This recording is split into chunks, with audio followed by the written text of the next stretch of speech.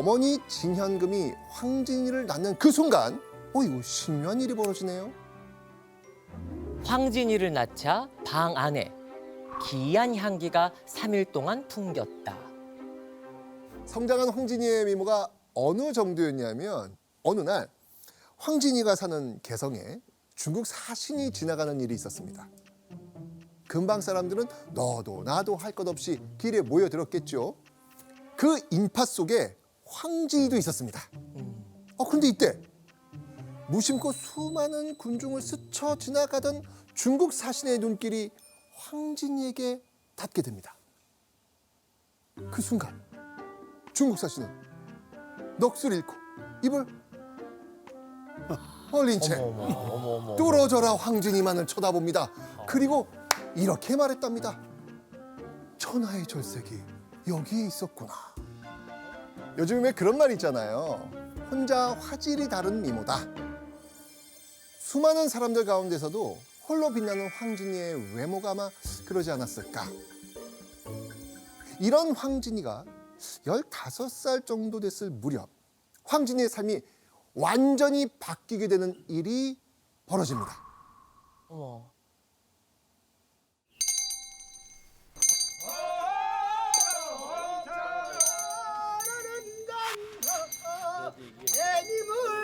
아이고야. 어머. 아이고 얼마나 슬플까.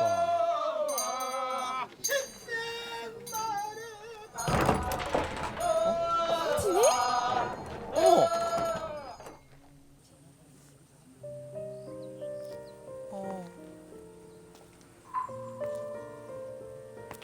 황진이랑 친한 사람인가? 친한 사랑했던 사이?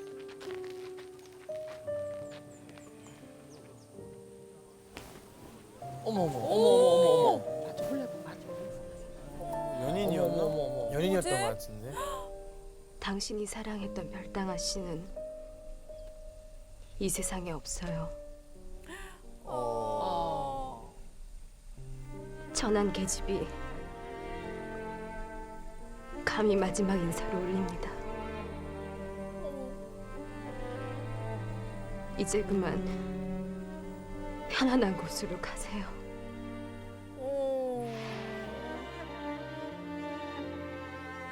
젊은 유생이 갑작스럽게 죽은 이유, 바로 황진이를 향한 상사병 때문이었습니다. 상사병? 아니 상사병으로 사람이 죽을 수 있어요? 어머. 자, 여러분들, 누군가가 자신을 짝사랑하다가 그 사람이 죽었다는 것을 알게 되었을 때 그때 황진이는 어떤 심정이었을까요? 황진이는 자신 때문에 무고한 사람이 죽었다고 생각해서 그 죄책감이 굉장히 크게 들었던 것 같아요. 와. 그래서일까요? 황진이는 이후 누가 뭐라 말하기도 전에 스스로 천한 기생의 길을 걷기 시작했다고 합니다. 조선말 시인이자 문장가였던 김태경의 송도 인물지에 보면은 황진이가 자신을 짝사랑하다 죽은 유생을 보고 느낀 바가 있어서 기생이 되었다라고 기록이 나옵니다. 하지만 그 시대 상황을 들여다보면은 황진이가 스스로 기생을 선택할 수는 없는 거지요. 황진이의 어머니가 천민이고 기생이었기 때문에 조선시대 종모법에 따르면 아예 황진이는 태생부터 천민이고 기생이었던 거지요. 근데 워낙 뛰어난 미모, 남다른 면모를 부각시키기 위해서 그렇게 이제 표현한 것으로 보여집니다. 황진이는요, 경서와 사설을 깨우쳤고 시문에 밟고 뛰어났으며 소리에도 놀라울 정도의 기량을 보였다고 합니다. 미모와 지성, 예술성까지 뭐 하나 빠지는 게 없는 황진이는 그야말로 재색을 겸비한 독보적인 여성이었던 겁니다. 명월이 인사 올립니다. 자, 이 황진이의 그 남다른 면모에 대한 기록, 김영우 씨가 한번 읽어주실까요? 여자이면서도 뜻이 크고 높았으며 호협한 기계가 있었다. 자, 황진이는요, 당시 여성으로서는 파격적일 만큼 큰 뜻과 호방한 성격, 이 호방한 성격을 지닌 주체적인 인물이었던 겁니다. 어쩔 수 없이 기생이 된 황진이지만 넘치는 재능을 지닌 기생 황진이의 소문 개성을 넘어서 온 나라로 퍼져 나갑니다. 기계가 남달랐던 황진이는 기생임에도 불구하고 아무 남자나 만나려 하지 않았습니다. 황진이가 만남을 허락하는 기준이 있어요. 풍류명사, 즉 풍류를 아는 이름난 선비였습니다.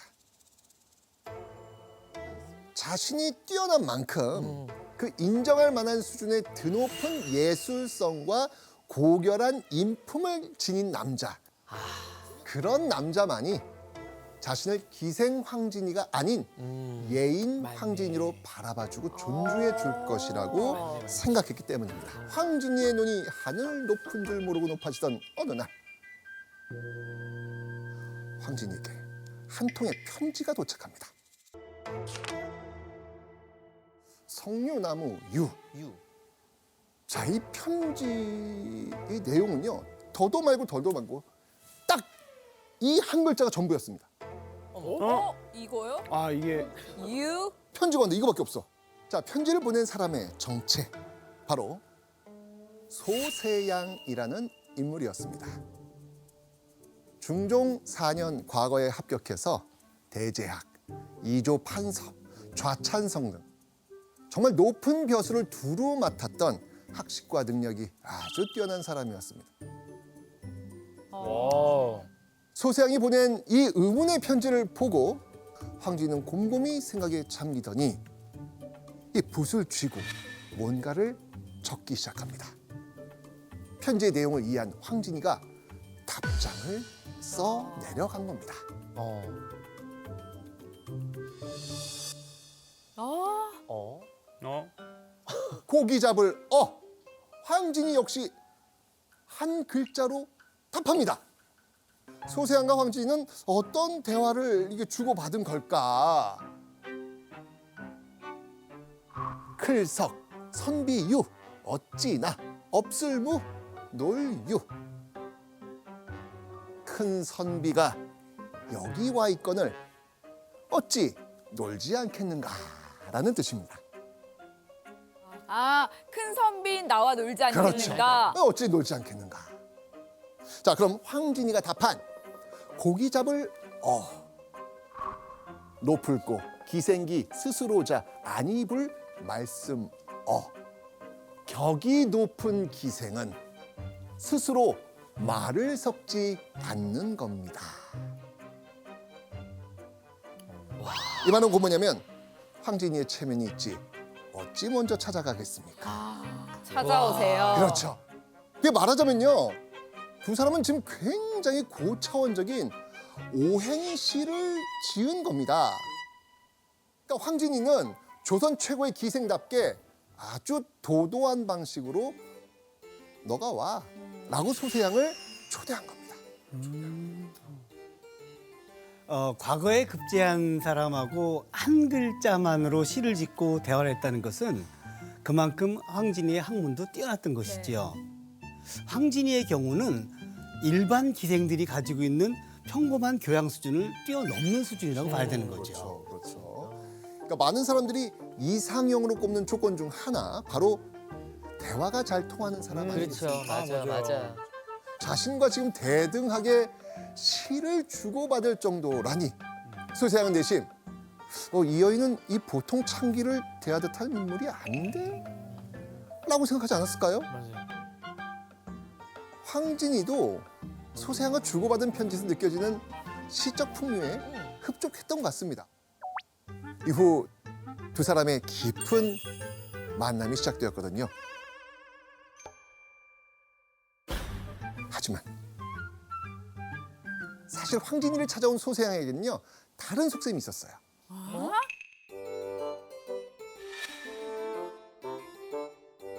자, 시간을 돌려서 황진이를 만나기 전 소세양이 한양에서 친구들에게 했던 말을 도현 씨가 한번 좀 읽어주실래요? 내가 이 계집과 30일을 함께 자다가 헤어진다고 해도 그 뒤에 다시 조금도 마음에 두지 않겠다. 만약에 이 기간을 넘겨 하루라도 더 묵는다면 자네들이 나를 사람이 아니라고 해도 좋네. 소세양은 평소 여색에 미혹되는 자는 남자가 아니다. 나 황진이와 딱 30일, 30일만 함께 보내고 미련 없이 즐기다 돌아오겠소. 이 내기에 진다면 자기는 사람도 아니라고 할 정도로 아주 자신만만한 모습으로 지금 호언장담을 하고 있는 겁니다.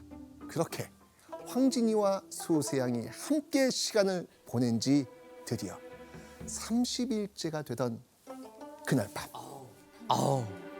개성의 달빛이 비추는 한 누각에 올라 두 사람은 이별주를 나눕니다. 그저 소세양의 곁에서 씁쓸히 잔을 기울이던 황진이는 촉촉이 젖은 눈으로 입을 엽니다. 달빛 어린 뜰하게 오동잎 다 지고 서리 맞은 들국화는 노랗게 물들었네. 내일 아침 우리 서로 헤어진 뒤에는 사무치는 정, 푸른 물결처럼 끝이 없으리. 한 편의 작품이 모두 8개 구절로 이루어졌고 한 구절에 글자 수가 5개인 이런 한시 형식을 오원율시라고 하는데 오늘날 우리가 봐도 학자들도 감탄스러워하는 거지요. 자, 이 문장에서 황진이는 멈추지 않는 물결처럼 서로를 향한 그리움이 영원할 거라며 그 아쉬운 이별을 지금 고하고 있는 겁니다. 황진이의 시를 들은 소세양은 큰 결심을 하고 이런 말을 던집니다.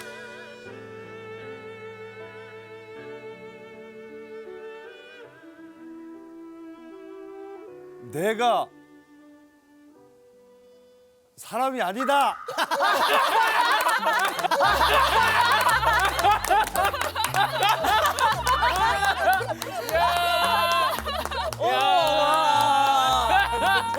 와, 이거는 소세양이 황진이와 딱 30일만 보내겠다는 친구들과 내기를 집어쳐버린 거예요, 그냥. 황진이를 두고 소세양이 친구들과 내기했다는 사실, 황진이는 정말 몰랐을까요? 아니, 그리고 생각해 보세요. 이 엄청난 내기 장안의 소문 안 났겠습니까? 들었겠네요. 그래서 이별의 순간 황진이는 절절한 시로 소세양을 테스트해 본 겁니다. 최고의 명사도 빠져들게 만든 이 마성의 매력을 지닌 황진이. 그런데요, 어느 날 갑자기 황진이는 가파른 산을 오르고 또 오르기 시작합니다. 기방에서 곱게 자란 기생 황진이가 미끄러지고 넘어지면서 이 험준한 산을 오른 이유, 바로 누군가를 만나기 위해서였습니다. 수십 년간 벽을 마주보고 수양했다고 알려진 살아있는 부처, 지족선사라는 인물이었습니다. 이렇게 기생으로 살아가는 화려한 삶이 지치고 허무했을 수도 있습니다. 황진이가 그래서 속세를 떠나서 정말 이 30년 동안 벽을 보면서 수양했다고 하니 이 지족선사에게 불경을 배우고 싶은 마음이 생겼던 거예요. 자, 그렇게 황진이는 깊은 산속절에서 지족선사와 함께 불경을 공부하기 시작합니다. 그런데 이렇게 황진이가 속세를 훌쩍 떠나 불경을 공부하던 어느 날, 황진이가 머물던 산에 소나기가 쏟아집니다. 답답한 마음을 달래려 했던 것일까요? 황진이는 이 내리는 비를 흠뻑 맞으며 절마당을 천천히 걷습니다. 그런데 이때 법당 안에 목탁 소리가 점점 커지는 겁니다. 비에 젖은 소복이 살갗에 달라붙어 황진이의 속살이 은밀하게 엿보이자 지족선사가 술렁이는 마음을 잠재우기 위해 목탁을 두드렸던 겁니다. 술렁이는 마음을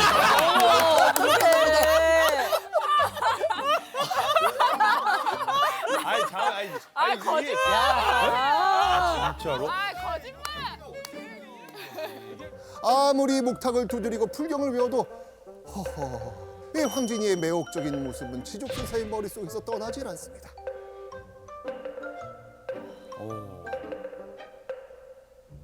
해가 지고 깜깜한 밤이 찾아왔지만 더욱 선명하게 떠오르는 저 황진이의 황홀한 잣대.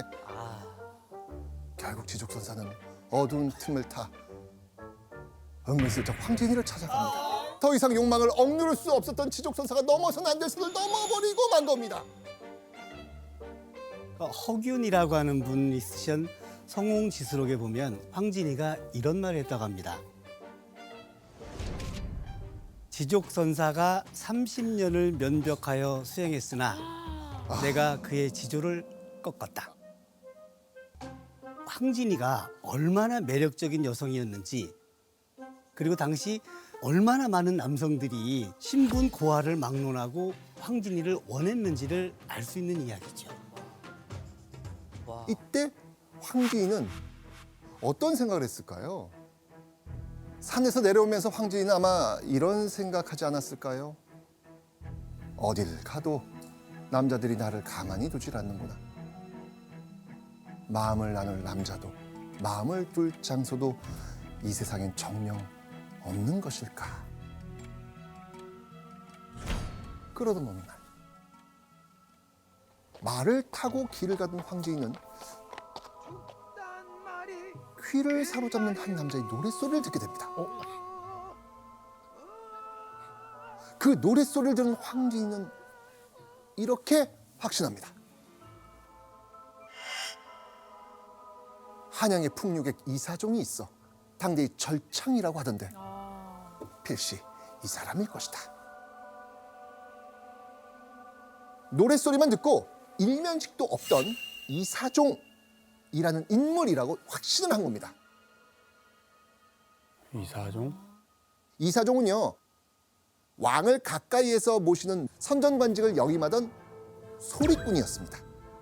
흥얼거리는 이사종에게 첫눈, 아니 첫 귀에 뿅 반한 황진이는 곧바로 이사종을 찾아갑니다.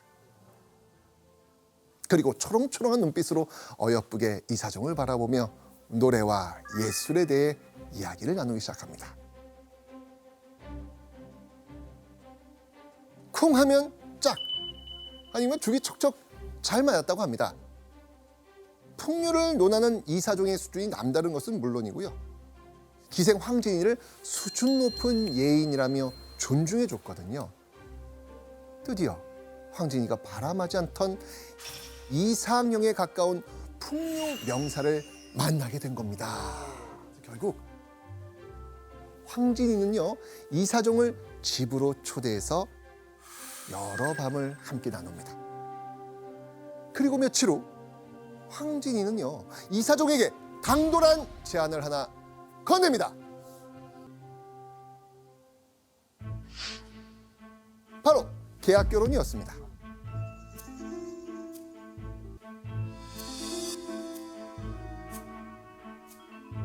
당시 이사종은요, 사실 이미 자식까지 있는 유부남이었습니다. 게다가 기생은요, 첩이라 인정받을 수도 없었습니다. 언젠가 이사종이 황진이에게 질려서 소홀해지기라도 한다면 황진 그대로 끈떨어진 연신세가 될 수밖에 없습니다. 그래서 황진이는 떠나고 싶을 때 언제든 떠날 수 있는 계약 결혼을 제시한 겁니다. 그렇다면 이사종은 황진이의 제안 받아들였을까요? 황진이가 이 계약 결혼을 제안한 이튿날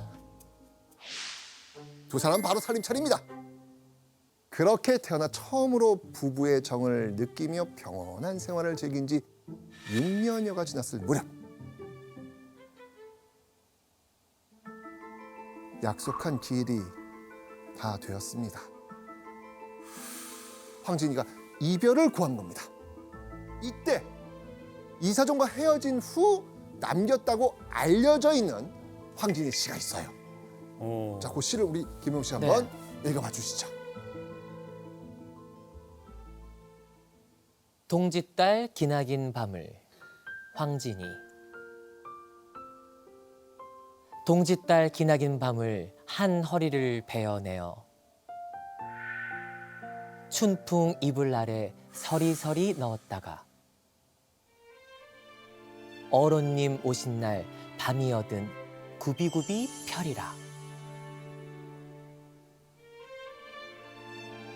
6년의 시간을 보낸 뒤 칼같이 이별을 고한 황진이지만 헤어진 후로도 황진이는 이사종을 잊지 못하고 있는 겁니다.